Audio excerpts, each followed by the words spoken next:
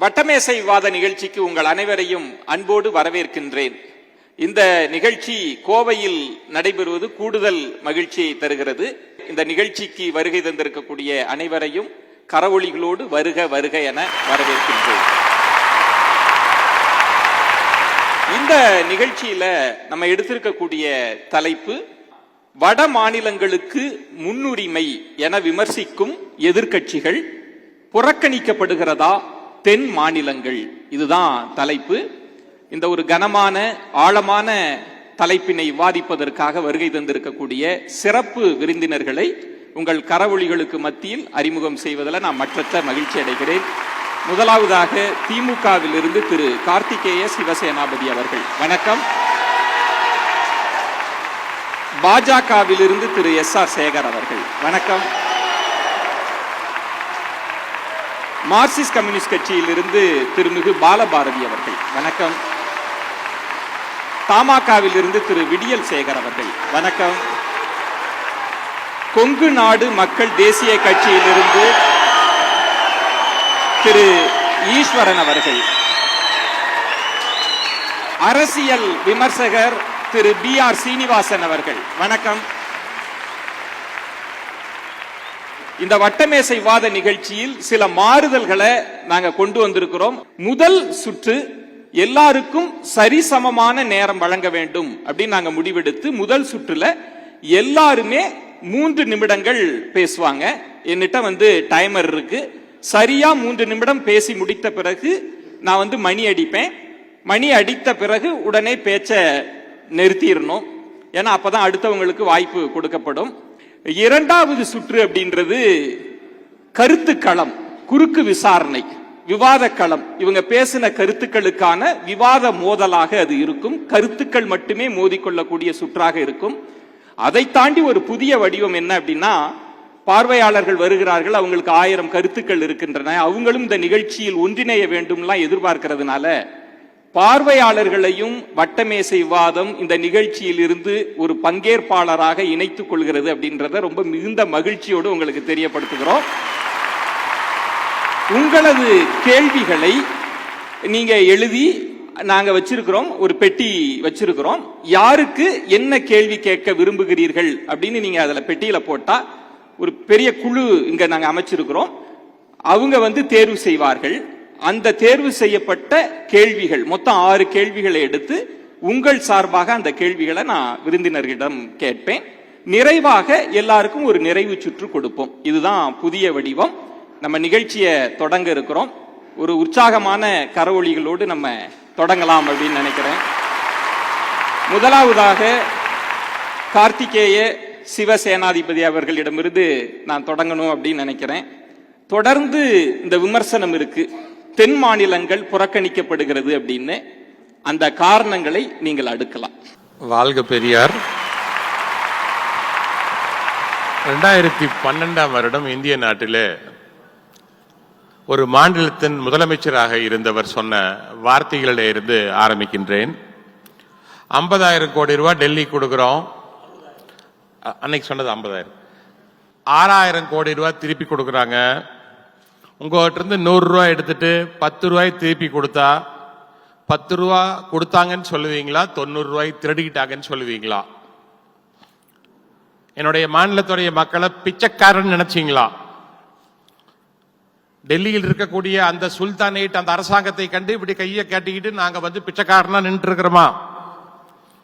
இதையெல்லாம் சொன்னவர் இன்றைய இந்திய நாட்டின் பிரதமர் திரு நரேந்திர மோடி அவர்கள்.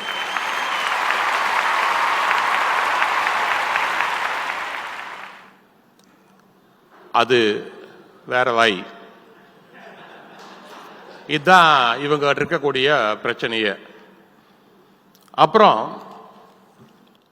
2019 பாரதிய ஜனதா கட்சியுடன் கூட்டணியிலே இருந்த அதிமுக ஆட்சியில பினான்ஸ் மினிஸ்டராக இருந்த ஐயா திரு ஓ பன்னீர்செல்வம் அவர்கள் சொன்னது, ஒன்றிய அரசு தமிழ்நாட்டுக்கும் தென்னிந்தியாவுக்கும் கொடுக்கக்கூடிய வரி பணம் மிகவும் அநியாயமாக இருக்கிறது. Unfair central fund distribution affects Tamil Nadu அப்படின்னு திரு ஓ பன்னீர்செல்வம் அவர்கள் சொன்னாங்க. இதையெல்லாம் சொன்னா உடனடியா ஒரு கூட்டம், எனக்கு தெரியும் இன்னும் கொஞ்ச நேரத்தில் அந்த விவாதத்தில் அதை கொண்டு வருவாங்க. என்ன சொல்லுவாங்கன்னா, கொங்கு மண்டலம் அதிகமாக கொடுக்கிறது தமிழ்நாட்டுக்கு, சென்னை அதிகமாக கொடுக்கிறது இருக்கலாம், 30% வரி இருக்கலாம். ஆனா கொங்கு மண்டலத்துக்கு தமிழ்நாடு அரசு, அது எந்த அரசாக இருந்தாலும், எங்களுடைய திராவிட முன்னேற்ற கழக அரசாக இருந்தாலும், இதற்கு முன்பு இருந்த அரசாக இருந்தாலும், கொங்கு மண்டலம் வஞ்சிக்கப்படவில்லை. புரிஞ்சுக்க வேண்டிய விஷயம் அதுதான். நமக்கு கொடுத்த எய்ம்ஸ் மாதிரி இல்ல, ஒரே ஒரு செங்கல், அந்த செங்கலையே எங்க இளைஞரணி செயலாளர் தூக்கிட்டு வந்துட்டார். அதனால இப்போ பெண்களுக்கு கட்டணம் இல்லாத பேருந்திலே செல்லலாம் ஒரு திட்டம் இருக்கிறது. கொங்கு மண்டலத்துக்கு மட்டும் திட்டம் இல்லைன்னு சொல்லிட்டாங்களா? எல்லா மண்டலத்திலையும் கன்னியாகுமரியிலிருந்து திருவள்ளூர் கும்மிடிப்பூண்டி வரைக்கும் ஒரே அரசு ஒரே திட்டங்களையும் நிறைவேற்றிக் கொண்டிருக்கிறது. போன வருஷத்துக்கு முந்தின வருஷம் மதுரையில கலைஞர் அவர்களுடைய பெயரில் ஒரு மிகப்பெரிய நூலகத்தை உருவாக்கினார்கள். அப்பொழுது நான் போய் மாண்புமிகு முதல்வரை பார்த்து, கோவைக்கு எங்களுக்கு ஒரு நூலகம் வேண்டும்னு கேட்டதுக்கு இந்த வருஷம் பட்ஜெட்ல அனௌன்ஸ்மெண்ட் வந்துருச்சு.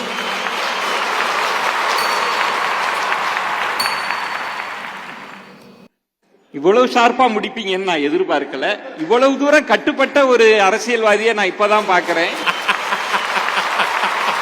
ஒரு 10 நொடிகள் எடுத்துட்டு முடிச்சுக்கலாம். நம்ம இன்னொரு விஷயத்தை புரிஞ்சுக்கணும். நேஷன்ங்கிற வார்த்தைக்கும் ஸ்டேட்டுங்கிற வார்த்தைக்கும் நிறைய வித்தியாசங்கள் இருக்கிறது. ஸ்டேட்னா தமிழ்நாடு ஸ்டேட்டை பத்தி நான் பேசவே கிடையாது. தேசிய இனங்களுக்கும் யூகே அப்படின்னா என்ன? United kingdom. ஆங்கிலம் பேசக்கூடிய மக்கள் இருக்கக்கூடிய பகுதிக்கு பேரு இங்கிலாந்து. ஸ்காட்டிஷ்ங்கிற மொழியை பேசக்கூடிய மக்கள் இருக்கக்கூடிய பகுதிக்கு பேர் ஸ்காட்லாந்து.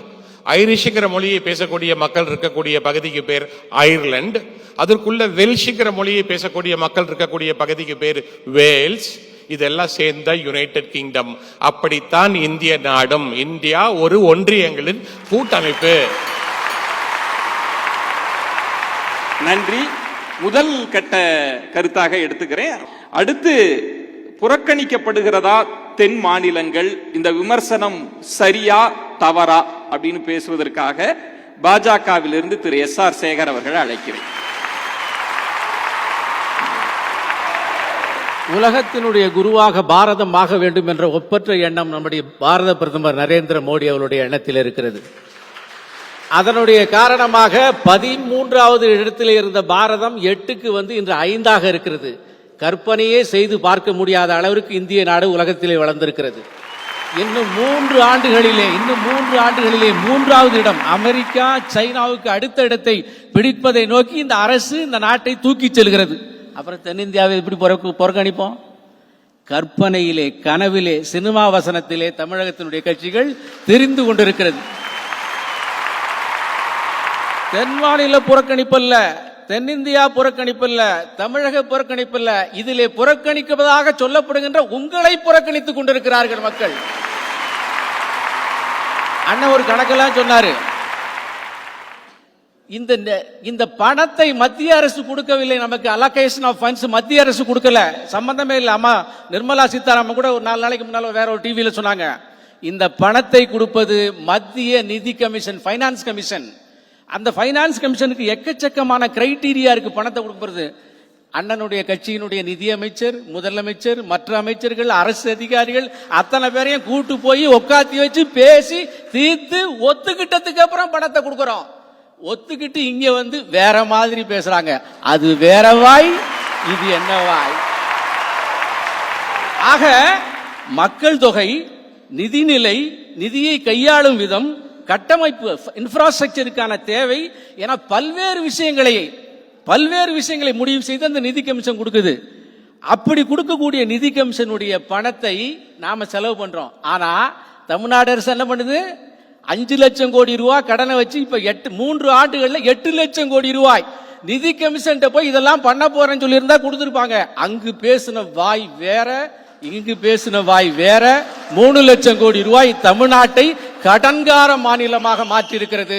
ஆனால் இன்ஃப்ராஸ்ட்ரக்சர் டெவலப்மெண்ட், தொழில் வளர்ச்சி அத்தனையிலும் தமிழகம் இந்தியாவின் 2வது இடமாக இருக்கிறது, கடன்ல 1வது இடமா இருக்கிறது. தமிழ்நாட்டுக்கு தரவில்லை என்று சொன்னார்கள். மொத்தம் ஜிஎஸ்டி, எஸ்ஜிஎஸ்டி, ஜிஜிஎஸ்டி ரெண்டு இருக்கு. இன்றைக்கு வசூல் பண்ணுகின்ற அந்த ஜிஎஸ்டியில 50% நமக்கு, 50% மத்திய அரசுக்கு. அந்த 50%த்துல இதுக்கு முன்னால வரையிலும் 29% இவங்க கட்சிக்காரங்க, 31% கொடுத்துட்டு இருந்தாங்க. இவர்கள் கூட்டணியில இருந்தார்களே, மன்மோகன் சிங் யூபிஏ 31% கொடுத்துட்டு இருந்தாங்க. பாரதிய ஜனதா கட்சி வந்தோட 42% ஆக்கி இருக்கிறோம். 42% ஆக்கிறோம். தெற்கு தேய்கிறது, வடக்கு வாழ்கிறது. நான் கேட்கிற ஒரு கேள்வி, மகாராஷ்டிரம் மிகப்பெரிய அளவிலே பொருளாதாரத்தில் முன்னிலை, அடுத்தாப்புல தமிழ்நாடு இருக்கு. மகாராஷ்டிரம் தெற்க இருக்கு, எல்லா பணத்தையும் தெற்கே கொடுப்பாங்க. மகாராஷ்டிரம் இந்தியாவுக்கு சொந்தமானது, அதனால எல்லா பணத்தையும், இதே கேள்வி நான் இவரை திருப்பி பார்த்து கேட்கிறேன். கோவை, சென்னை, திருப்பூர், ஈரோடு, இந்தியாவில் தமிழ்நாட்டில் இருக்கக்கூடிய மொத்த வருமானத்தில் 55% 4 மாவட்டத்தில் தான் வருது. அப்ப அரியலூர் எங்க போகும், தேனி எங்க போகும், மற்ற மாவட்டங்கள் எங்க போகும்? எப்போதுமே வளர்ச்சி குறைவாக இருப்பவனுக்கு வளர்ச்சி அதிகமாக இருக்கிறவன் கொடுத்து பழக்கத்தை சொன்னவன், செய்தவன், செய்து கொண்டிருக்கிறவன் தமிழன். ஆகவே அந்த வகையிலே தமிழ்நாடு புறக்கணிக்கப்படவில்லை, முன்னணியில் இருக்கிறது. உலகத்தின் குருவாக இந்தியாவை மாற்றுகின்ற நரேந்திர மோடி தமிழகத்தை வஞ்சிக்க மாட்டார். அதனால்தான் தமிழ் தமிழ் தமிழ் என்று எங்குமே பேசிக் கொண்டிருக்கிறார். ரொம்ப சாதுர்த்தியமான அரசியல்வாதின்றதுனால நான் முதல் மணி அடிச்சு எப்படியும் ஒரு 30 செகண்ட் கூட தான் கொடுக்க போறார்ன்றதுக்காக அதை சொல்லாம அவரே எடுத்துக்கிட்டாரு. ரொம்ப நன்றி எஸ்.ஆர். சேகர் அவர்களே. அடுத்து பாலபாரதி அவர்கள், இந்த விமர்சனம் தென் மாநிலங்கள் புறக்கணிக்கப்படுகிறது அப்படின்ற அந்த விமர்சனம் இல்ல, மத்திய அரசு எல்லாரையும் தேசமாக பார்க்கிறது, அதுதான் எஸ்.ஆர். சேகர் அவர்களோட வாதமா இருக்கு. பாலபாரதி, நீங்க தொடங்கலாம். நானும் தென்னிந்தியா வட இந்தியான்னு பிரிக்கலை, நாங்களே இந்தியா கூட்டணி தான், கூட்டமைப்பு. எங்களுடைய பெயரே இந்தியா கூட்டமைப்பு. ஆகவே பாஜகவை 2024 தோற்கடிப்பதற்குரிய ஒரு மிகப்பெரிய கருத்தியலோடு இந்தியா என்ற கூட்டமைப்பை நாங்கள் உருவாக்கி இருக்கிறோம். ஆகவே தலைப்பில் ஒரு மாறுபட்ட கருத்து, வட மாநிலங்கள் எல்லாத்துக்கும் முன்னுரிமை இல்லை, பாஜக ஆட்சி செய்யக்கூடிய மாநிலங்களுக்கு மட்டும்தான் முன்னுரிமை. தென்னிந்தியா என்பதில் மிகச்சரியான தலைப்பு. தென்னிந்தியாவில் பாஜக ஆட்சியிலேயே இல்லை, மக்கள் அப்புறப்படுத்தி விட்டார்கள். ஆகவே தென்னிந்தியா முழுக்க முழுக்க புறக்கணிக்கப்படுகிறது. பாஜக ஆட்சி செய்யக்கூடிய மாநிலங்களுக்கு முன்னுரிமை மட்டுமல்ல, அதிக கூடுதலான கவனத்தை, நிதியை, எல்லாத்தையும் அங்கதான் செலுத்துது. ஆகவே நாங்கள் மாநில ஆட்சியில் பாஜகவை தேர்ந்தெடுங்கள் என்ற நிர்பந்தத்தை தென்னிந்திய மக்களுக்கும் தென்னிந்திய மாநில அரசுகளுக்கு ஒரு மிகப்பெரிய அரசியல் அழுத்தத்தை கொடுக்கிறது. ஆகவேதான் இந்த மாதம் 7ஆம் தேதி கேரள மாநிலத்தினுடைய இடது முன்னணி முதலமைச்சர் தோழர் பினராயி விஜயன் அவர்கள், கர்நாடக மாநிலத்தினுடைய முதலமைச்சர் சீதாராமையா அவர்கள் திராவிட முன்னேற்ற கழகத்திலிருந்து கருப்பு சட்டை ஏந்தி அணிந்து டெல்லி தலைநகரில் வீதியில் முதலமைச்சர்களை உட்கார வைத்த ஒரு மிகப்பெரிய வரலாற்று மோசடி பாஜகவினுடைய ஒன்றிய ஆட்சியிலே நடந்து கொண்டிருக்கிறது என்று நாங்கள் பார்க்கிறோம். 2வது, வாட்டு கோவை மண்டலத்துக்கு தெரியுமா இல்லையா? முதல்ல நம்முடைய உற்பத்தியில் புதிய எந்திரங்கள் வாங்குறதுல இருந்து, தொழில் செய்யறதுல இருந்து 5% வாட்டு வரி செலுத்தினோம். இப்போ அது 12% மாறிடுச்சு. இந்த 12% நம்ம தொழிலெல்லாம் ரொம்ப சரியா இருக்கா? எவ்வளவு பிரச்சனைகள், எவ்வளவு நெருக்கடிகளை நம்ம சந்திச்சுக்கிட்டு இருக்கிறோம். அப்போ அப்படி இருக்கக்கூடிய அந்த ஜிஎஸ்டி வரி இருக்கு பாருங்களேன், அந்த ஜிஎஸ்டி வரி 12% கொண்டு வந்து இன்றைக்கு தென்னிந்தியாவில் மிக குறிப்பாக கோவை மண்டலத்தினுடைய தொழில் முழுவதையும் அளித்த பெருமை பாஜகவுக்கு இருக்கிறது என்று பார்க்கிறோம். ஒண்ணு, இந்த ஜிஎஸ்டி வரியை அதிகபட்சமாக அனுப்பக்கூடிய தென்னிந்திய மாநிலங்களுக்கு எவ்வளவு கொடுக்கறாங்க அப்படிங்கிற புள்ளி உரமெல்லாம் இருக்கு, நம்ம கலந்தாய்வுல நம்ம பேசிக்கலாம். 2வது, புதிய ஒரு நடவடிக்கை, செஸ் சர்சார்ஜ் வரி. அதாவது ஒன்றிய அரசு இதுல இருந்து மாநில அரசுக்கு ஈவு கொடுக்க வேண்டியதில்லை.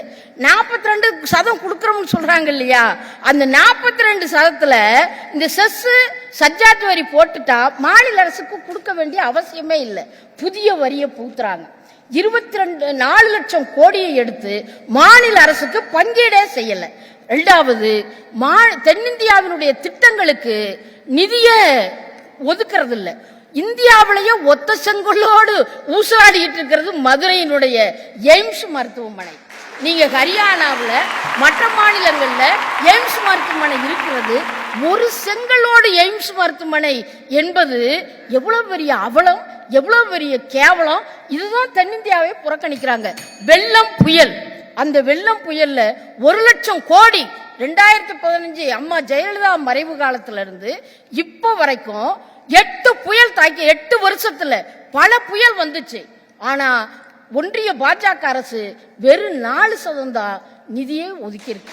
அப்போ இயற்கை பேரிடர்களுக்கெல்லாம் அவர்கள் நிதியை ஒதுக்குவதே இல்லை. மற்ற கதையை நான் பிறகு பேசுறேன். பாலபாரதி தலைப்பிலேயே ஒரு மாற்றம் செஞ்சிருக்கிறாங்க. வட மாநிலங்களுக்கு முன்னுரிமைலாம் சொல்லாதீங்க, பாஜக ஆளுகிற மாநிலத்துக்கு தான் முன்னுரிமை அப்படின்னு சொல்லியிருக்கிறாங்க. அதற்கான பதிலை தருவதற்கு விடியல் சேகர் அவர்கள் காத்திருக்கிறார். தனது முதல் கட்ட கருத்தை பதிவு செய்வதற்காக அவர் அழைக்கிறேன். வாழிய செந்தமிழ், வாழிய நற்றமிழர், வாழ்க பாரத மணித்திருநாடு. கோவை மண்ணிலே ஒரு அருமையான விவாதம்.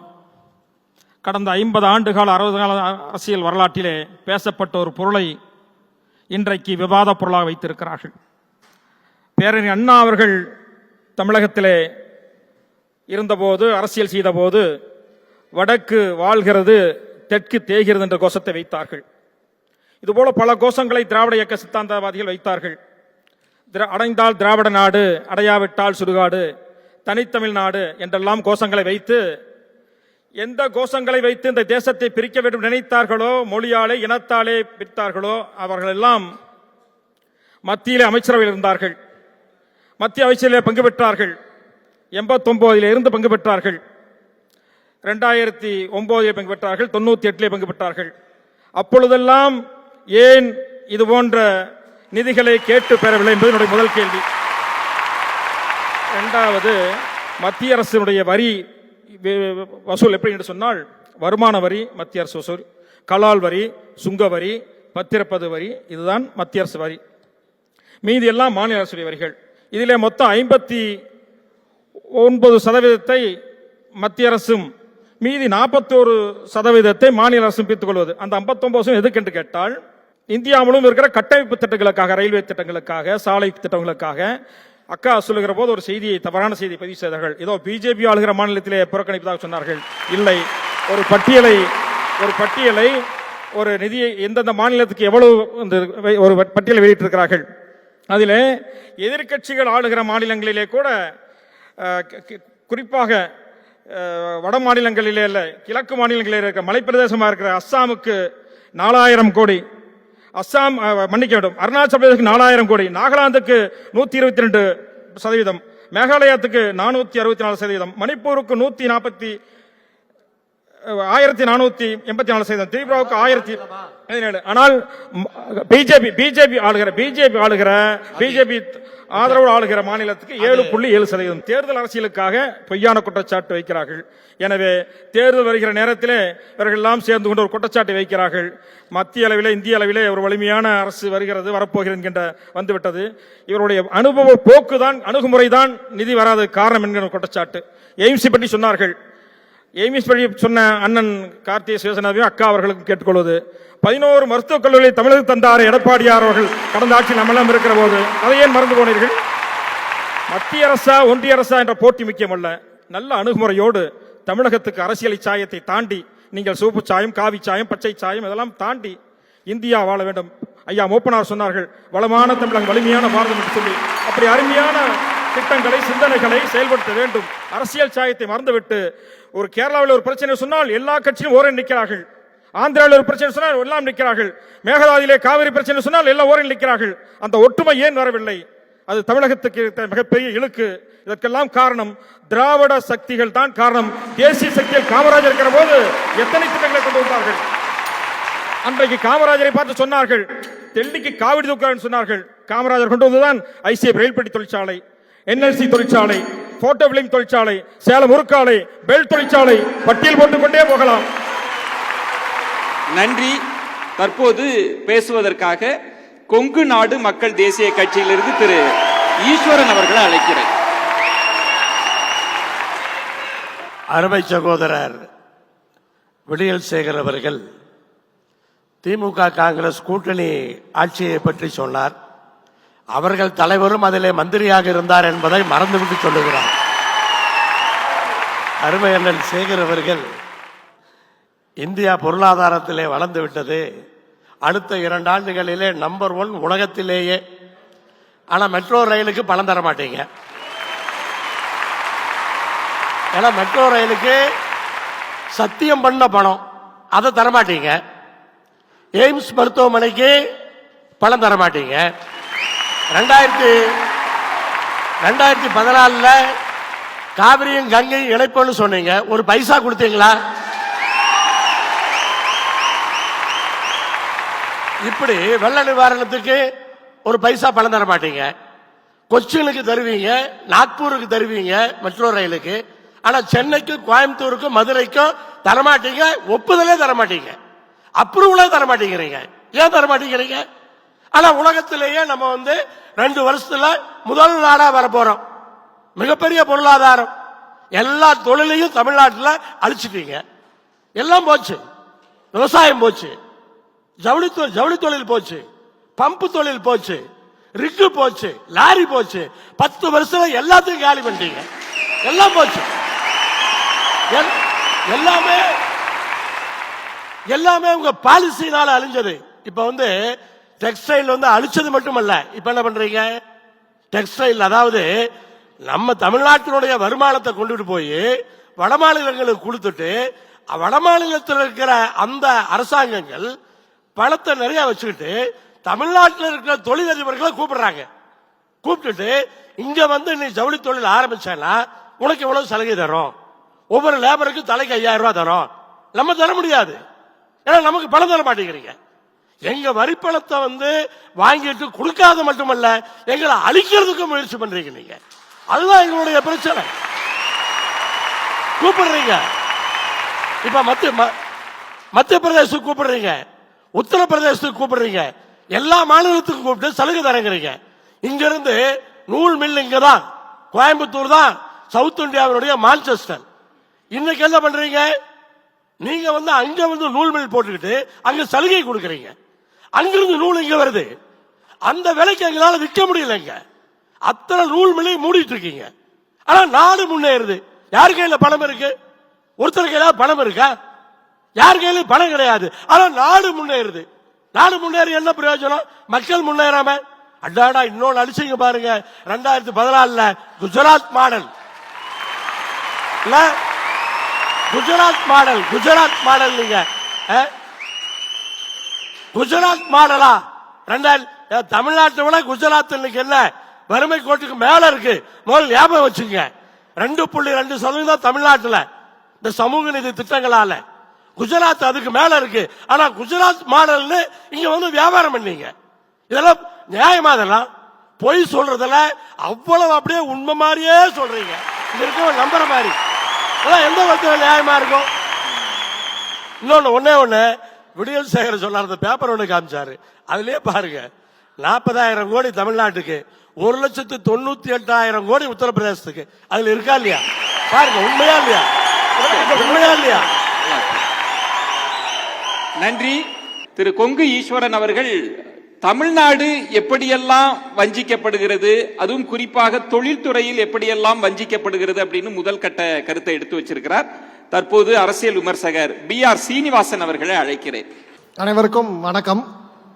முதல்ல அண்ணன் கார்த்திகேய சிவசேனாதிபதி அவர்கள் சொன்னாரு, மோடி அவர்கள் 2013-14 முன்னாடி பேசினது ஒரு வாய், இப்ப வேற வாய் அப்படின்னு.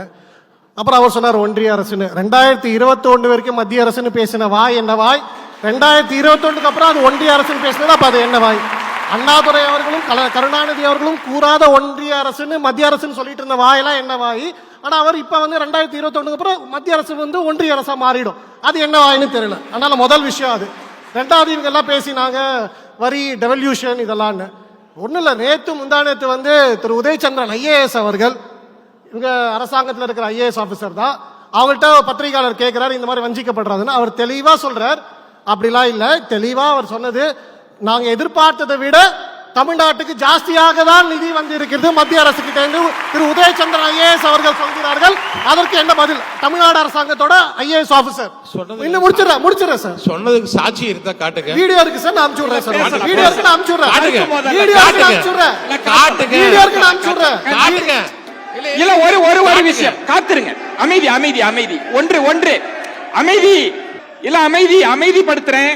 முதல் கட்ட சுற்றுல பேசணும். இன்னொன்றையும் நான் உங்களுக்கு சொல்ல விரும்புவது, ஒரு நெறியாளராக எல்லா படப்பதிவுகளையும் வைத்துக் கொண்டுதான் நாங்க இங்க அமர்ந்திருக்கிறேன். உதயச்சந்திரன் கொடுத்த 30 நிமிஷ பேட்டியும் என்னிடம் இருக்கிறது, ஆதாரம் இருக்கிறது. அதனால யாரும் கவலைப்பட வேண்டாம். நான் குறுக்கீடு பண்ணுவேன். ஒத்துழைப்பு மட்டும் தாங்க. பிஆர் சீனிவாசன் தொடர்ந்து பேசலாம். அடுத்தது பாலபாரதி அம்மா சொன்னாங்க, இந்த மாதிரி இது வந்து வட மாநிலங்கள் தென் மாநிலங்கள்லாம் கிடையாது, பிஜேபி ஆள்கிற மாநிலங்கள், பிஜேபி ஆள்கிற மாநிலங்கள், பிஜேபி ஆளாத மாநிலங்கள். நாங்க மகாராஷ்டிரா பிஜேபி ஆள்கிற மாநிலமா இல்லையா? இப்போ குஜராத் பிஜேபி ஆள்கிற மாநிலமா இல்லையோ? மகாராஷ்டிராக்கு எவ்வளவு நிதி பங்கீடு தெரியுமா? தமிழ்நாடோட கம்மி. அப்ப பாஜக ஆள்கிற மாநிலம் மகாராஷ்டிராக்கு தமிழ்நாட்டோட கம்மியா தான் போகுது. நீங்க சொல்ற சதவீதம் பார்த்தா குஜராத்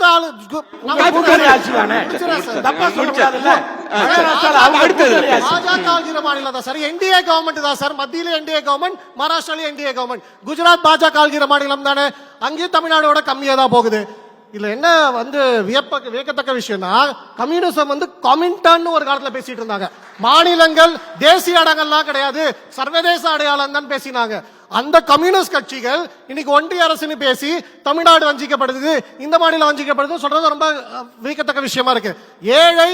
ஒரு ஏழை அவன் யூபியில இருந்தாலும் ஏழை, தமிழ்நாட்டில் இருந்தாலும் ஏழை. அந்த ஏழையோட முன்னேற்றத்துக்காக மத்திய அரசு வந்து பணம் கொடுக்கிறது, அவர் தமிழ்நாட்டு ஏழை யூபி ஏழைன்னு யாரும் பிரிச்சு பார்க்க மாட்டாங்க. முதல் விஷயம். ரெண்டாவது விஷயம், இங்க இருக்கிற அனைவர்களுமே சோசியலிசம் அப்படிங்கிற கொள்கையில பிடிப்பு கொண்டவர்கள் தான். அது திராவிட முன்னேற்ற கழகமாக இருக்கட்டும், கம்யூனிஸ்ட் கட்சியா இருக்கட்டும், கொங்கு கட்சியாக எல்லாருமே. சோசியலிசம்னா என்ன, கம்யூனிசம்னா என்ன? ஹேவ்ஸ் டேந்து வாங்கி ஹேவ் நாட்ஸ் கிட்ட கொடுக்கிறது.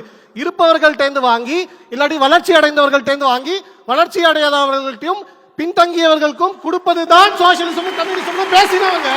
இன்னைக்கு வளர்ச்சி அடைந்த மாநிலங்கள் தேர்ந்து வாங்கி வளர்ச்சியில பின்தங்கி இருக்கிற மாநிலத்துக்கு கொடுக்கிறது தப்புன்னு பேசுறாங்க. எப்படி இது வந்து சாத்தியமாகும்?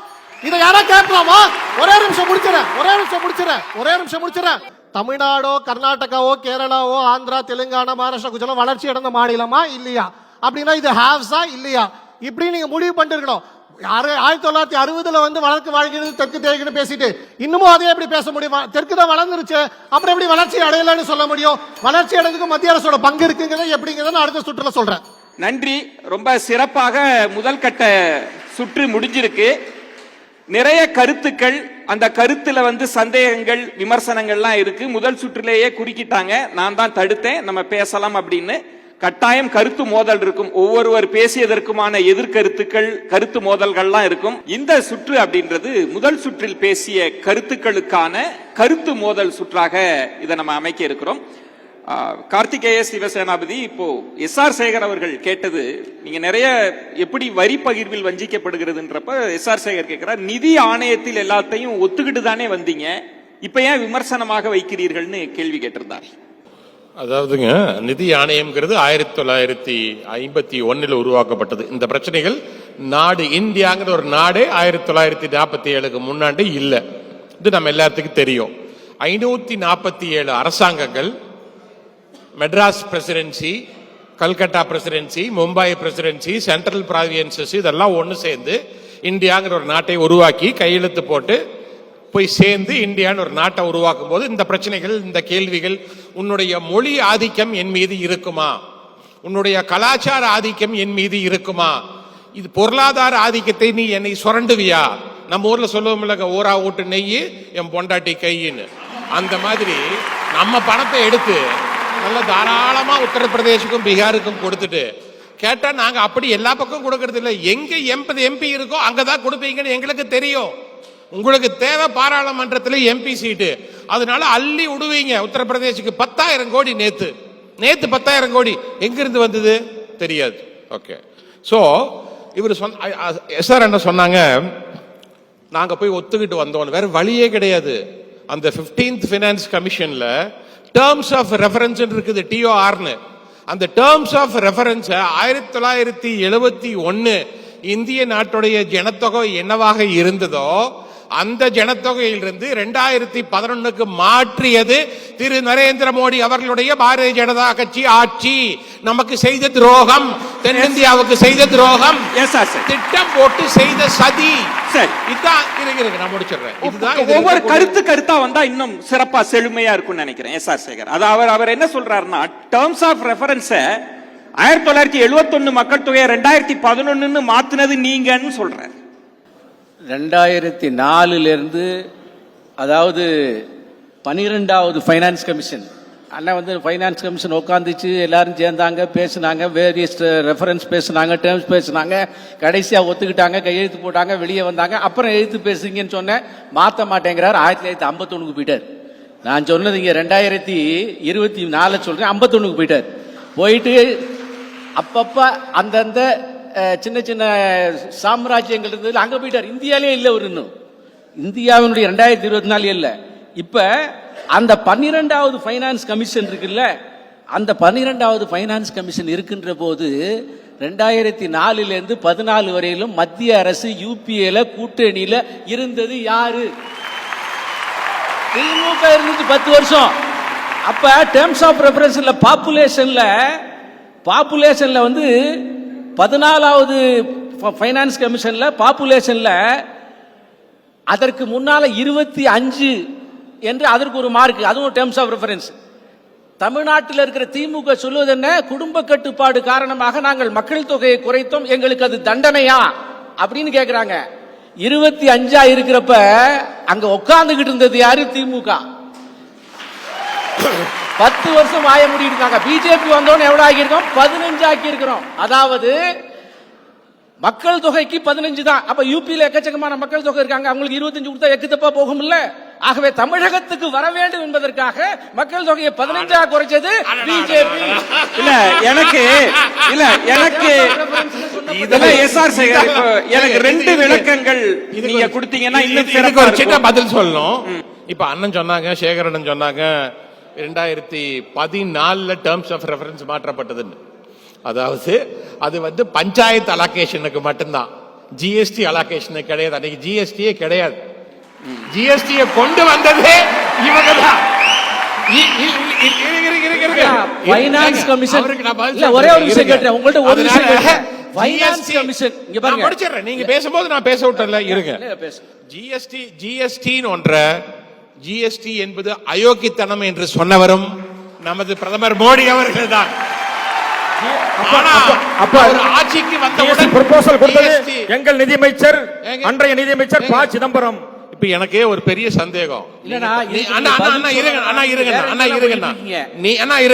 நீங்க தமிழ் மாநில காங்கிரஸ் ஐயா காமராஜர் வழியிலே, ஐயா பெருந்தலைவர் மூப்பனார் ஐயா வழியிலே வந்தவர்கள். காமராஜர் சொன்னாரு RSS பாஜக, RSS இந்திய நாட்டுடைய மிகப்பெரிய எதிரின்னு சொன்ன இயக்கத்திலிருந்து வந்தவர். நீங்க எதுக்கு அவங்களுக்கு சொல்றீங்க ஆதரவா வர்றீங்க?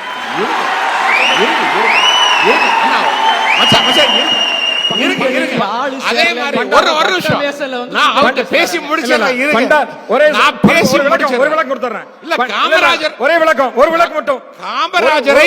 காமராஜரை RSS இயக்கம் டெல்லியிலே அடித்ததா இல்லையா? தலைப்புக்கு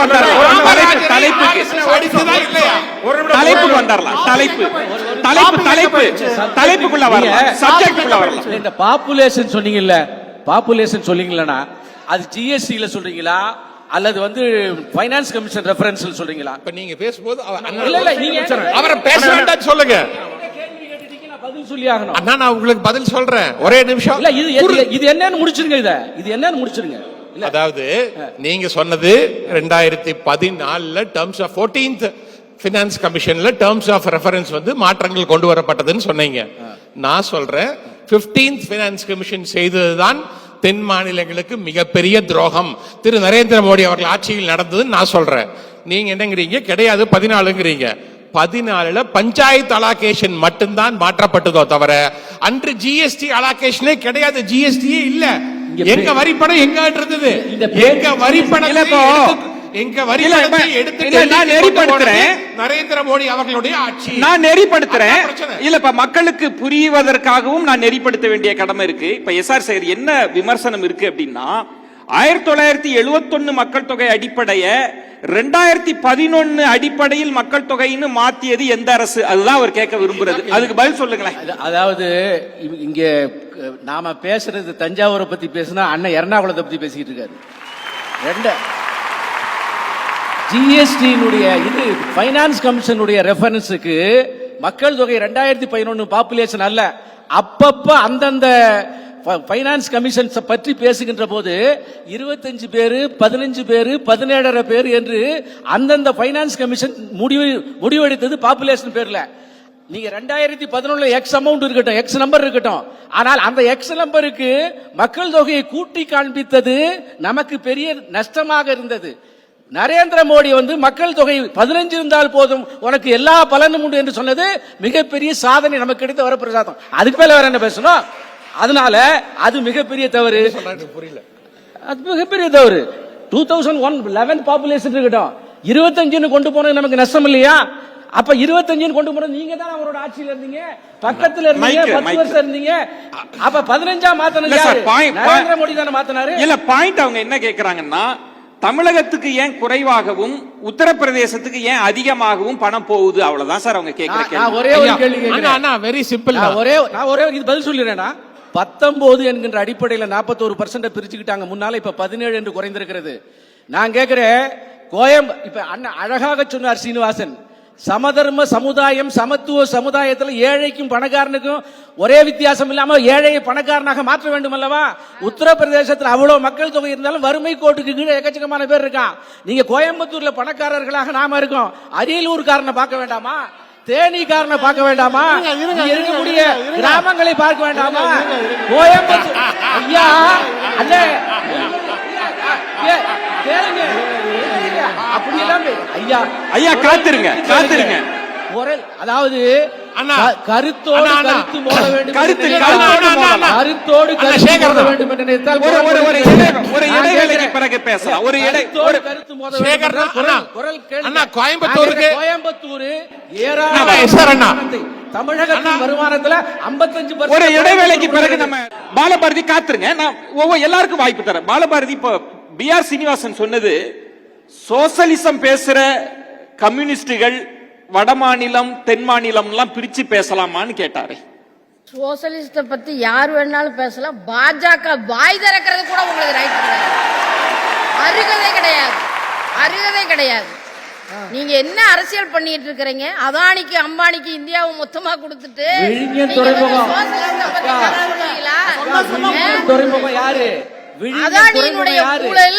அதானியினுடைய ஊழல் உலகம் முழுசும் பரவி கிடக்குது. சரிங்களா? அதானி தான் உலகத்திலேயே 3வது இடத்துல இருந்து 30வது இடத்துக்கு போயிருக்காரு. அதானி தான் உங்க நண்பரு, அம்பானி உங்க நண்பரு. டாடாவுக்கு இந்திய ஏர்லைன்ஸ் விமானத்தையும் கொடுத்துட்டீங்க, வங்கிகளை தனியாருக்கு கொடுத்துட்டீங்க. இதெல்லாம் கொடுத்த பிற்பாடு சோசலிஸ்ட பத்தி எங்களுக்கு காதுல பூ சுத்துவீங்களா? நீங்க வகுப்படுக்காதீங்க தயவு செய்து. பாலராமரை பேசுங்க, ராமாயணத்தை பேசுங்க, சீதைய பேசுங்க. சோசலிசத்தை பேசுவதற்கு அருகதையே கிடையாது. என்னுடைய கேள்விக்கு ரெண்டாவது, கோவை மண்டலத்துல கோவை மக்கள் மாநில அரசு போடக்கூடிய வரிய எங்களுக்கு எங்க மாவட்டத்தில இருந்து நாங்க இவ்வளவு கொடுத்திருக்கோம், கொடுங்க. இது நிதியமைச்சர் கூட 2 நாட்களுக்கு முன்னால் இந்தியாவினுடைய நிதியமைச்சர் ஒரு நேர்காணல்ல சொன்னாங்க. இது என்ன விதமான கருத்துன்னு எனக்கு தெரியல. கோவை மக்கள் உங்ககிட்ட என்ன கேட்டாங்க? 5% போட்டிருந்த வரிய 12% எல்லாம் ஜிஎஸ்டியில மாத்திட்டீங்க. இந்த கோவையில் இருக்கக்கூடிய சிறு குறு தொழில் அந்த நிறுவனர்களுக்கு முதல் கடன்கார யார் தெரியுங்களா? ஜிஎஸ்டி தாங்க முதல் கடன்கார. மாசம் இந்த ஜிஎஸ்டியை கட்டுவாரா? வியாபாரத்தை பார்ப்பாரா? ஒரு சின்ன பிழை வந்தா கூட எவ்வளவு லட்சங்கள் அவர் தண்டனை தொகையா கட்டுறாரு தெரியுங்களா? இந்த ஜிஎஸ்டி வரியை 12% குறைங்கன்னு அவங்க கேட்டுக்கிட்டு இருக்காங்க. அத நீங்க உங்க காதுலயே விழுகல. கோவை மண்டல மக்கள் என்ன கேட்கறாங்கன்னு கொஞ்சம் யோசிங்க. என்ன கேக்குறாங்கன்னு யோசிங்க. நீங்க ராணுவ தளவாடத்துல உற்பத்தி செய்வதற்கான சிறு குறு தொழில்களை வளர்ப்போம், அப்படி ஒரு ஏற்பாட்டை பாஜக அரசு செய்து கொடுக்கும்னு ஒரு வாக்குறுதியை கடந்த காலத்துல கொடுத்தீங்களே, கோவையில் அப்படி ஏதாவது செஞ்சு கொடுத்திருக்காங்களா? இல்ல, இல்லவே இல்ல. இருக்கிற தொழிலையும் அழிக்கிறீங்க. ஒரு தொழிலை கொண்டு வரணும்னு சொன்னதையும் கொண்டு வரல. ஆனா கோவை மக்கள்லாம் மாநில அரசு கிட்ட கொடுத்து நாங்க கொடுத்த வரிய கொடுங்க கொடுங்கன்னு கேக்குறாங்கன்னு நிதியமைச்சர் ஒரு காதுல பூ சுத்துறாங்க.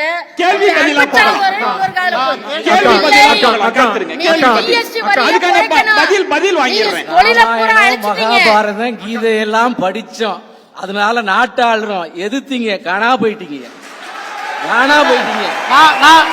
5%ல இருந்து 12% மாத்திட்டீங்கன்னு கேட்டீங்க. ப. சிதம்பரம் ஒரே ஒரு ஜிஎஸ்டி தான் 28%. அந்த ஜிஎஸ்டி கூடாது என்பதால் 5லிருந்து 28 வரை வேரியஸ் ஸ்லாப்ஸ் வச்சது பாஜக. அப்படியே வச்சிருவோமா? 28 ப. சிதம்பரத்தை வச்சிருவோமா?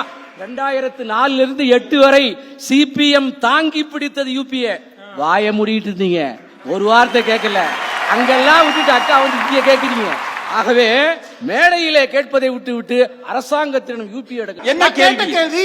உலகாவிய மக்கள் எங்க ஏழை இருந்தாலும் அவனுக்கு போய் சேர வேண்டும், வளர்ச்சி போய் சேர வேண்டும் என்று பேசிய கம்யூனிஸ்டுகள் இன்னைக்கு இப்படி பிரிச்சு பேசுறாங்க. முதல் கேள்வி. ரெண்டாவது அதுக்கான பதில் வாங்கிடலாம். அதே கேள்விதான் இப்ப உத்தரப்பிரதேசத்தில். இருங்க, நான் முடிச்சிடறேன், அந்த கேள்வி முடிச்சிடறேன். தமிழ்நாட்டிலயோ கேரளாலயோ மகாராஷ்டிராலயோ குஜராத்லயோ கம்மியாக ஏழைகள் இருக்காங்க.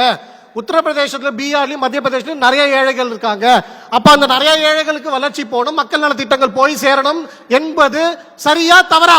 அவ்வளவுதான் கேள்வி. பாலபாரதி, உங்களே விடவாங்க இந்தியாவை பிரிச்சு பிரிச்சு பாக்குறாங்க. உங்களே விடவாங்க பிரிச்சு பிரிச்சு பாக்குறாங்க. அதாவது நீங்க கொஞ்சம் மனசாட்சியை தொட்டு சொல்லுங்க. மனிதனை மனிதன் பிரித்து பார்க்கக்கூடிய அரசியல், வெறுப்பு அரசியலை இன்னைக்கு அதிகாரத்துல வச்சுக்கிட்டு நீங்க கம்யூனிசத்துல ஏன் நீங்க சமத்துவம் பேசல, பிரிச்சு பேசுறீங்கன்னு எங்களே நாங்க ஒண்ணு பிரிக்கல. நான் தான் துவக்க வரையிலே சொன்னேன், பாஜக ஆட்சி செய்யக்கூடிய மாநிலங்களுக்கு தான் முன்னுரிமை கொடுக்கறீங்க. டெல்லிக்கு எங்க கொடுத்தீங்க? மேற்கு வங்கத்துல எங்க கொடுத்தீங்க? நாங்க பிரிச்சு பேசல.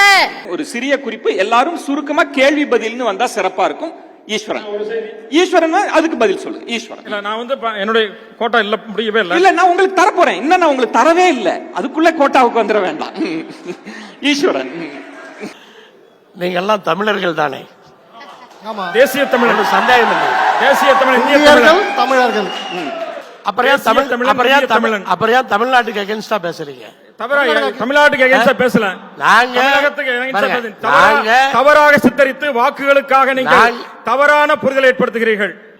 தமிழ்நாட்டை முன்னேற்றத்திற்காக, தமிழ்நாட்டில் இருக்கிற மக்களை வாழ வைக்கணுங்கிறதுக்காக இவ்வளவு வாதாடி. அதுக்கு தான் சொல்ல போறேன். ஆனா இங்க உட்கார்ந்துட்டு நீங்க உத்தரப்பிரதேசத்துக்காக வாதாடிட்டு இருக்கீங்க. இல்ல, நீங்க பாருங்க, நீங்க தமிழ்நாட்டுல வீசுற காத்த சுவாசிக்கிறீங்க, தமிழ் மண்ணுல இருக்கிற தண்ணிய குடிக்கிறீங்க. ஆனா நீங்க தமிழ்நாட்டுக்காக பேசல. இன்னொன்னு ஒரு செய்தி ஒண்ணு கேட்டேன், அதுக்கு சேர்த்து பதில் சொல்லுங்க. இப்ப பிஜேபியை பொறுத்த அளவுக்கு கேட்கிற கேள்விக்கு அவங்க பதில் சொல்ல மாட்டாங்க. நான் கேட்டேனே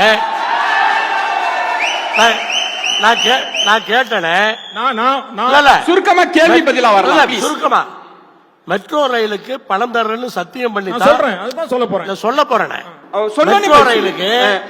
மெட்ரோ ரயிலுக்கு பணம் தர்றேன்னு சத்தியம் பண்ணி தான் அதை ஓபன் பண்ணி வச்சீங்க. உள்துறை அமைச்சரும் பழைய முதலமைச்சரும் 2 பேரும் அதை ஓபன் பண்ணி வச்சீங்க. இன்னைக்கு பணம் தரமாட்டேன்னா என்ன அர்த்தம்? அது உண்மையா இல்லையா? அது உண்மையா இல்லையா? அப்புறம் இருங்க, அண்ணன் கோயம்புத்தூர்ல இருக்கீங்க, கோயம்புத்தூர் பத்தி பேசுறீங்க. கோயம்புத்தூரோட மெட்ரோ ரயிலுக்கு ஏன் டெல்லியில அப்ரூவல் தரமாட்டேங்கிறீங்க? உண்மையா இல்லையா? பொய்ன்னு சொல்லுங்க. பொய்ன்னு சொல்லுங்க. உண்மைதான், அதுக்கு பதில் சொல்லுங்க.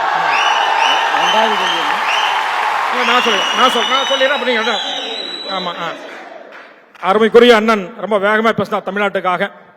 அண்ணன் தலைமையில கூட்டணியோட ஆட்சி வந்துச்சு. ஆட்சி வந்து 2 வருஷத்துல என்ன பரிசு கொடுத்தீங்களா? சொத்து வரி உயர்வு, வீட்டு வரி உயர்வு, பால் விலை உயர்வு, மின்சார கட்டண உயர்வு. மின்சார கட்டண தொழில் நின்று போய் இருக்கிறது. கோவை மக்கள் கொந்தளிப்பில் இருக்கிறார்கள். உயர்வு, மின்சார உயர்வு உங்களால தான். மின்சார உயர்வு உங்களால இல்ல, இல்ல. தான். இதெல்லாம் யாருனால? எடப்பாடியார் 10 அதிமுக ஆட்சி 10 ஆண்டு காலம் அதிமுக ஆட்சி 10 ஆண்டு காலம் வரி உயர்த்தவில்லை. சரி ஒரு உயர்த்தவில்லை. காத்திருங்க வரி காத்திருங்க விடியல் சேகர் ஒரே விஷயம் இல்ல மெட்ரோ சொல்றேன். மெட்ரோ. மெட்ரோ நான் கேட்டேன். மெட்ரோ சொல்றேன். மெட்ரோ சொல்றேன். மெட்ரோ ரயிலுக்கு பணம் வருமா மெட்ரோவுக்கு மெட்ரோவுக்கு பணம் சென்னை மெட்ரோவுக்கு 18.379 கோடி ரூபாய் ஒதுக்கப்பட்டிருக்கிறது. சென்னை மெட்ரோக்கு முதல் பேஸுக்கு. செகண்ட் பேஸுக்கு 63,246 கோடி ஒதுக்கப்பட்டிருக்கிறது. மொத்தம் 85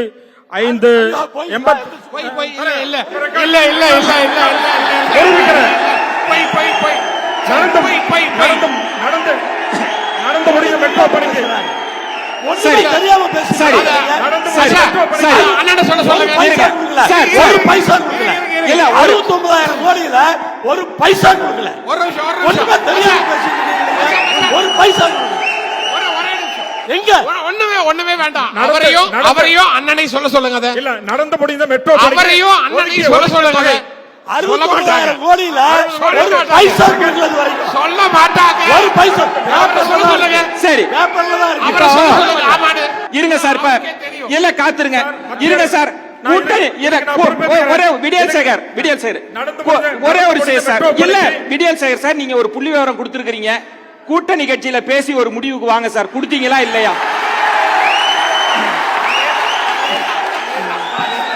சொல்லட்டும் சார் சொல்ல எஸ்ஆர் சேகர் சொல்லட்டும் சார்.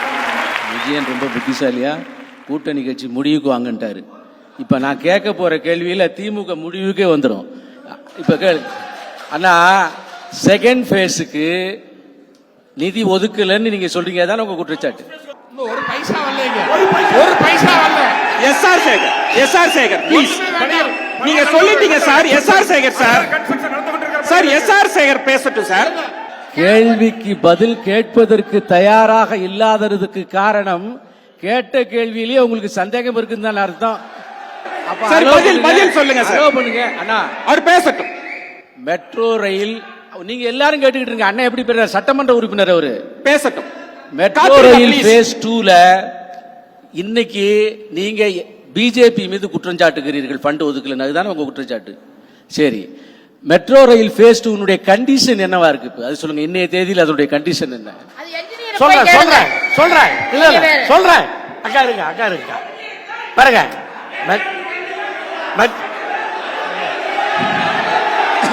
ஒரு நிமிஷம் Please, பதில் சொல்ல விடுங்க. அவர் கேள்வி கேட்டிருக்காரு, பதில் சொல்றேன். இதோட மெட்ரோவை முடிச்சு தாண்டுவோம். தலைப்பு அதை விட பெரிய தலைப்பு. சீனிவாசன், இப்ப கோவையை பத்தி பேசணும்.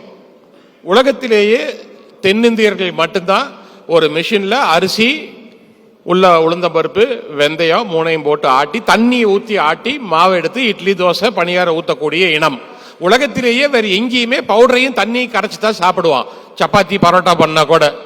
அப்படி இருக்கக்கூடிய தென்னிந்தியால அந்த வெட் கிரைண்டிங் இண்டஸ்ட்ரி அப்படிங்கிறது கோயம்புத்தூர்ல மட்டும்தான் இருக்குது. நம்ம எல்லாத்துக்கும் தெரியும். ஆரம்பத்தில் ஜிஎஸ்டி 28% போட்டீங்க. அப்புறம் பெரிய போராட்டம் பண்ணி கோயம்புத்தூர் மக்கள்லாம் அதை 18% பண்ணீங்க. ஆனா சப்பாத்தி பண்றதுக்கு 5% கையில பண்ற மிஷினுக்கு இருங்க. இத நம்ம மாண்புமிகு நிர்மலா சீதாராமன் கேட்டா நான் இட்லி தோசை சாப்பிடுறது இல்லைன்னு சொல்லுவாங்க. TR Srinivasan please.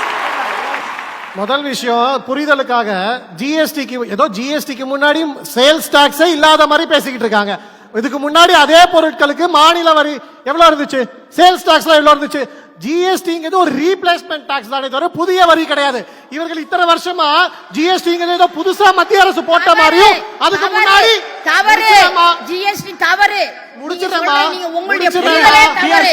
முதல்ல ஜிஎஸ்டினா என்னன்னு அவர் என்ன கேக்குறாருன்னா இல்ல என்ன அவர் கேட்டாருன்னா பாயிண்டடா வாங்க. அதனால சப்பாத்தி இதான் கேள்வி சார். வரேன் சார். அதுதான். சோ அதனால இதுக்கு முன்னாடி வெட் கிரைண்டருக்கு மாநிலத்துல வரியே இல்லாத மாதிரியும் சப்பாத்தி பண்ற மிஷினுக்கு மட்டும் தான் வரி இருந்த மாதிரியும் இருந்துச்சா? இருங்க கொண்டு வந்தீங்க? அதான் நாங்க வரி வாங்குறோம்னு தெரியும்ல. பேசட்டுங்க. அப்புறம் ஏன் ஜிஎஸ்டி கொண்டு வர்றீங்க? அவர் பேசட்டுங்க. ஒரு நிமிஷம் இருங்கக்கா, நான் ஜிஎஸ்டி ஆக ஏன் மாற்றம் செய்யப்பட்டது? ஏன் அவர் பதில் சொல்லவே அனுமதிக்க மாட்டீங்க? ஆமா.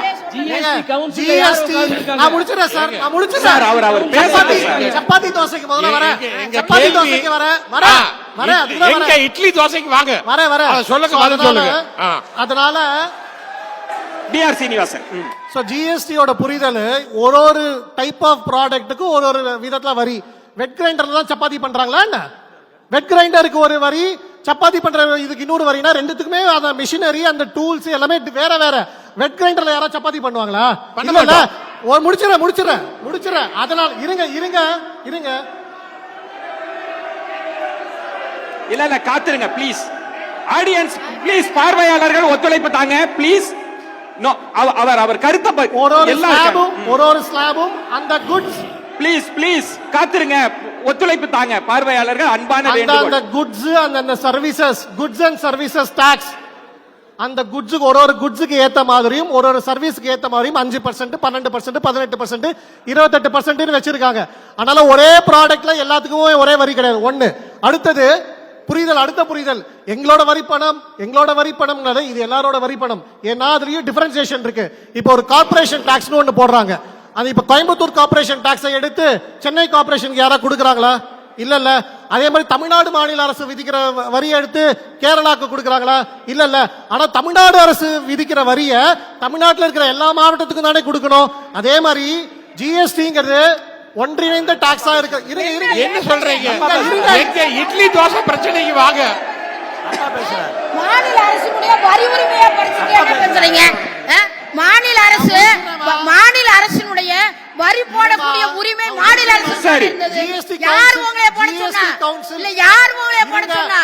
மாநில அரசினுடைய வரி உரிமையை பறித்து விட்டு நீங்க பேசலாமா? மாநில அரசு எங்க வரி போடுது? மாநில அரசினுடைய வரி போடக்கூடிய ஒரு இடைவேளை எடுத்துக்கலாம். நீங்க வந்து நீங்க சொன்னீங்கன்னா எப்படி?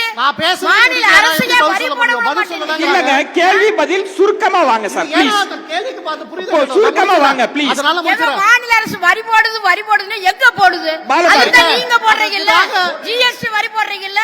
எல்லா வரி போடக்கூடிய உரிமையை பறிச்சு பாலபாரதி, அவர் பதில் சொல்ல வரார். நீ கொஞ்சம் ஒத்துழைப்பு கொடுத்தா பதில் வாங்கி. நான் உங்களுக்கு நிறைய நேரம் தந்திருக்கேன். அவர் இட்லி வாங்க ப்ளீஸ். நான் பேசுறேன். அண்ணன் எஷா சேகர் அவர்கள் தெளிவா சொல்லிட்டாங்க. 50% எஸ்ஜிஎஸ்டி மாநிலத்துக்கோட ஜிஎஸ்டி, 50% சென்ட்ரல் ஜிஎஸ்டி. இப்ப மாநிலத்தோட வரி பணம் எங்க போகுது? மாநிலத்துக்கு தான் போகுது. மத்திய அரசு எடுக்கவே இல்லை. பாருங்க, எங்க வரல? எங்க அனுப்புனீங்க? எங்க போனதுன்னு கேக்குறேன். எங்க அனுப்புனீங்க? நான் பேசி முடிச்சேன். சரி, ஒரு இடைவேளை எடுக்க போறோம்.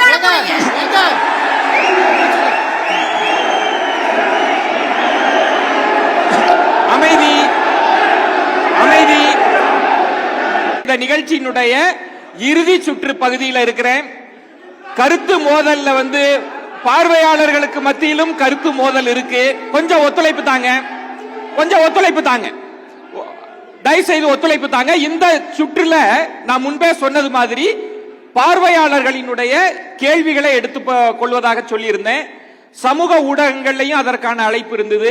இங்கேயும் சில கேள்விகள் கேட்கப்பட்டிருக்கிறது. அதிலிருந்து ஒரு 6 கேள்விகள், முக்கியமான கேள்வி, இந்த வாதத்திற்கு செறிவூட்டக்கூடிய கேள்வியை எடுத்து நான் ஒவ்வொருத்தருக்கும் கேட்க போறேன். உங்கள் சார்பாக அந்த பதிலை மட்டும் கொடுக்கலாம். கேள்விக்கான பதில் அதிகபட்சம் 1.5 நிமிஷத்துக்குள்ள கொடுங்க. அதுதான் சுவாரஸ்யமா இருக்கும். இல்ல டைம் ப்ளீஸ். இல்ல நீங்க உங்க பதில சொல்லுங்க. சரிங்களா? முதல்ல கார்த்திகேய சிவசேனாபதிக்கு என்ன கேட்டிருக்கார் ஒருவர் அப்படின்னா, 1996 முதல் 2014 வரைக்கும் 1 வருடம் நீங்களா ஒன்றியத்தில் ஆட்சியில் இருந்திருக்கிறீங்க, அப்போதும் புறக்கணிப்பு இருந்துச்சா இல்லையான்னு கேட்கிறார். இல்ல, புறக்கணிப்புங்கிறது 2000 வருடங்களுக்கு முன்பு ஆரியர்கள் சிந்துவெளி நாகரிகத்திலே நம்ம வாழ்ந்து கொண்டிருந்த பொழுது எப்பொழுது ஆக்கிரமித்தார்களோ அப்ப பொடிச்சு 2000 வருடமாக இருக்கக்கூடிய பிரச்சனை இது. தொல்காப்பிய காலத்துல புறக்கணிப்பு இல்ல, சங்க இலக்கியத்துடைய ஆரம்ப காலத்துல இந்த பிரச்சனை எல்லாம் இல்ல.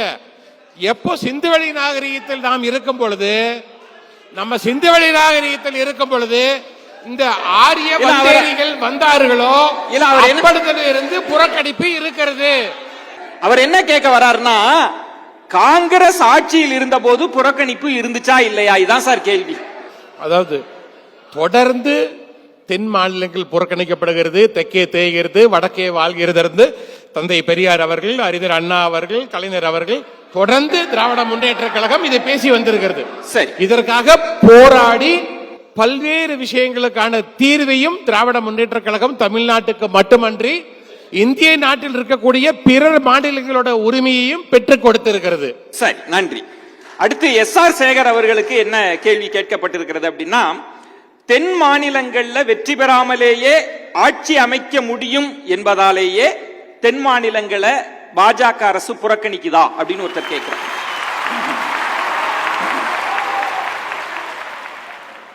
இந்த புறக்கணிப்பு என்று சொல்லுகின்ற கட்சிகளை மக்கள் புறக்கணிக்க போகிறார் என்கின்ற பயத்தினாலே இந்த புறக்கணிப்பை தொக்கி நிற்கிறார்கள் இவர்கள். ஏன் இதை சொல்றேன்னா, நாடே முன்னேறணும் சொல்றப்ப ஒன்னையும் சேர்த்து கூட்டு போகுதுன்னு தானே முடியணும். அப்ப எப்படி புறக்கணி? ஒரு புள்ளி உரமும் தர முடியல, ஒரு யதார்த்தம் தர முடியல, ஒரு விஷயங்களை சுட்டி காட்ட முடியல. இந்த பாருங்க, 1996 2014 வரை மத்திய அரசு காங்கிரஸ் அரசு உங்களை புறக்கணித்து தான் அண்ணன் கேட்கிறாங்க, பதில் சொல்ல முடியல. ஏன்னா புறக்கணிக்கும் போது இவங்க வாயை திறந்தா தானே புறக்கணிக்க முடிஞ்சிருக்கும். இவங்க எல்லாம் குப்பரல்ல படுத்துக்கிட்டு இருந்தாங்க. அதனால அதுதான் உண்மை. இப்ப இந்த பாஜக அரசு தென் மாநிலங்களுக்கு எல்லா மாநிலங்களுக்கும் செய்வது போல மிகச் சிறப்பாக செய்திருக்கிறது. புள்ளி விவரங்களை நான் கையில் வைத்திருக்கிறேன். தென் மாநிலங்களுக்கு கொடுக்கக்கூடிய நிதி இருக்குல்ல, அது ஒட்டுமொத்தமா ஒரு உத்தரப்பிரதேசத்துக்கு போய் சேருதுன்றாங்க. இங்க 5 மாநிலத்துக்கு போக வேண்டியது அது சரியானு உங்கள்கிட்ட கேட்கிறாங்க. பல்வேறு கேட்டகரி, பல்வேறு வகையான விஷயங்களை வைத்து பைனான்ஸ் கமிஷன் ஒரு மாநிலத்துக்கு எவ்வளவு கொடுக்கணும்னு முடிவு பண்ணுது.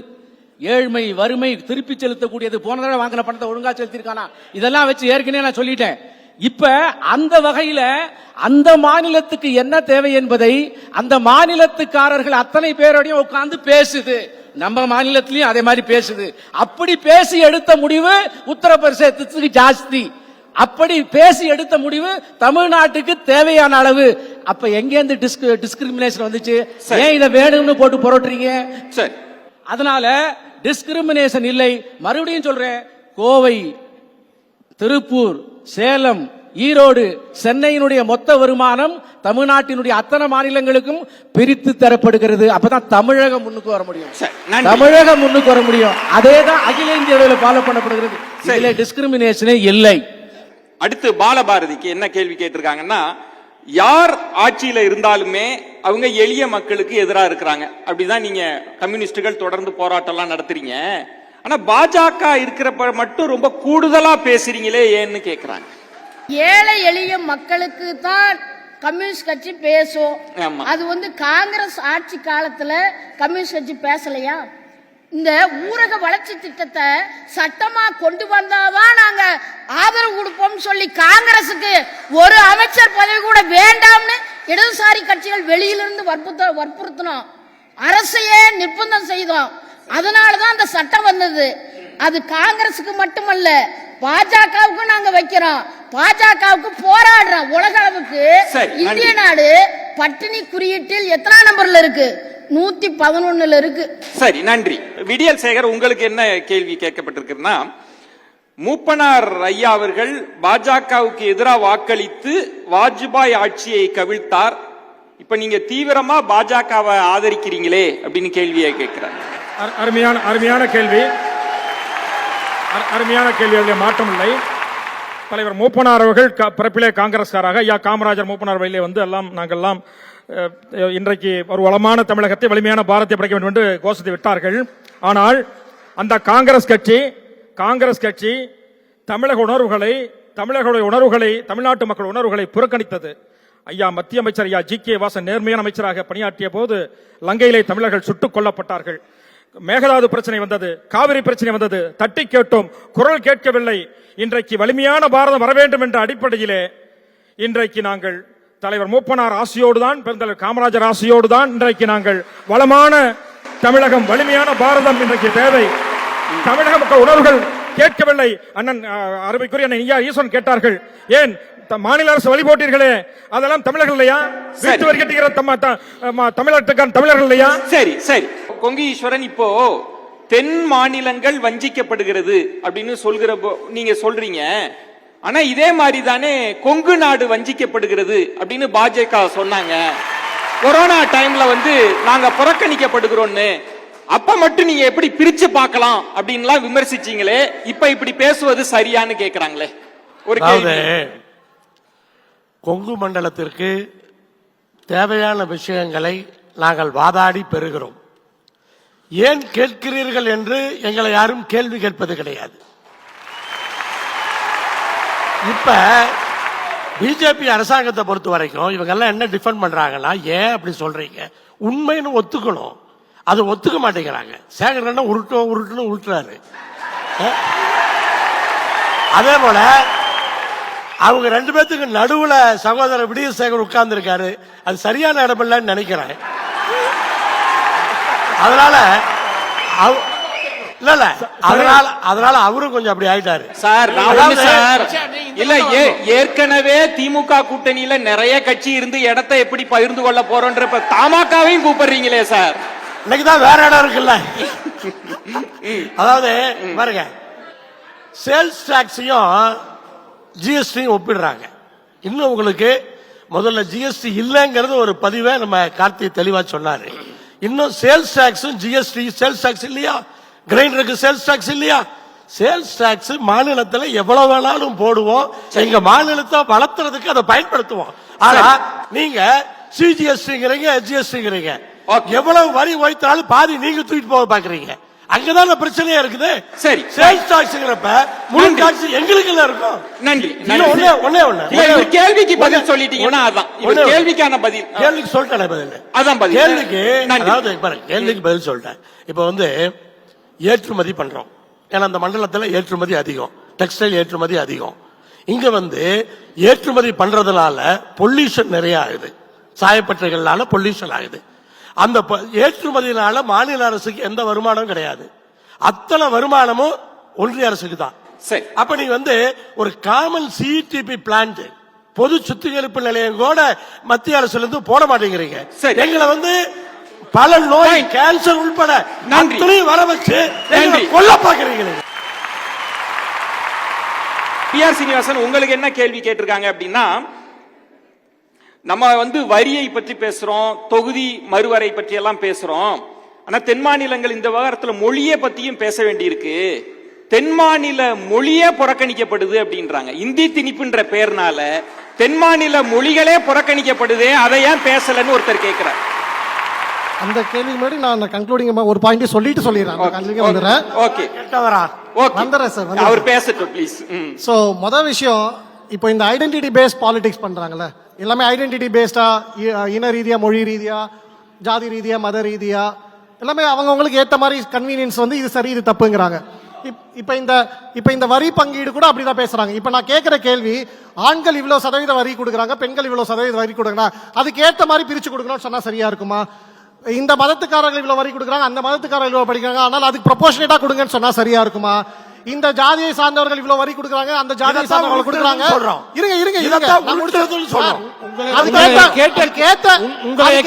கேள்விக்கு பதில் சொல்லுங்க. நீங்க கேள்வி கேட்காதீங்க. நான் வரேன்னு சொல்லிட்டேன். ஆமா, நீங்க பதில் சொல்லுங்க, கேள்வி கேட்காதீங்க. நான் வரேன்னு சொல்லிட்டேன், சொல்லிட்டு தான் சொல்றேன். யாரோ கேள்வி கேட்டிருக்காங்க, பதில் சொல்லுங்க. சொல்றேன். அதனால இது மாதிரி கேட்டுக்கிட்டே போல, இந்த பாலினத்தை சேர்ந்தவர்களுக்கு இவ்வளவு பர்சன்ட், இந்த ஜாதியை சேர்ந்தவர்களுக்கு இவ்வளவு பர்சன்ட், இந்த மதத்தை சேர்ந்தவர்களுக்கு இவ்வளவு பர்சன்ட் அரசாங்கம் பார்க்காது. ஏழைகளுக்கு முன்னேற்றம், ஏழைகளுக்கு வளர்ச்சி, அவர் எந்த மாநிலத்தை சேர்ந்தவராக இருந்தாலும் வரும். அதனால் ஒரு மாநில கட்சிகள், பிராந்திய கட்சிகள் எப்படி அந்த மாநிலத்தோட கன்சிடரேஷனை பார்ப்பாங்களோ, நலனை பார்ப்பாங்களோ, ஒரு தேசிய கட்சி தேசத்தோட நலனை தான் பார்க்குமே தவிர யூபி ஏழை, தமிழ்நாடு ஏழை, கேரளா ஏழை, வெஸ்ட் பெங்கால் ஏழைன்னு பிரிச்சு பார்க்க மாட்டாங்க. அதனால ஏழைகள் எங்க ஜாஸ்தியா இருக்காங்களோ அங்க பங்கீடு ஜாஸ்தியா தான் போகும். இதுதான் நீதி. அடுத்தது மொழியை பொறுத்த வரைக்கும் பாஜக அரசு வரத்துக்கு முன்னாடி எப்படி தாய்மொழிக்கும் தமிழுக்கும் தென் மாநில மொழிகளுக்கு, அதனாலதான் நீங்க தமிழர்களான்னு கேட்டேன்.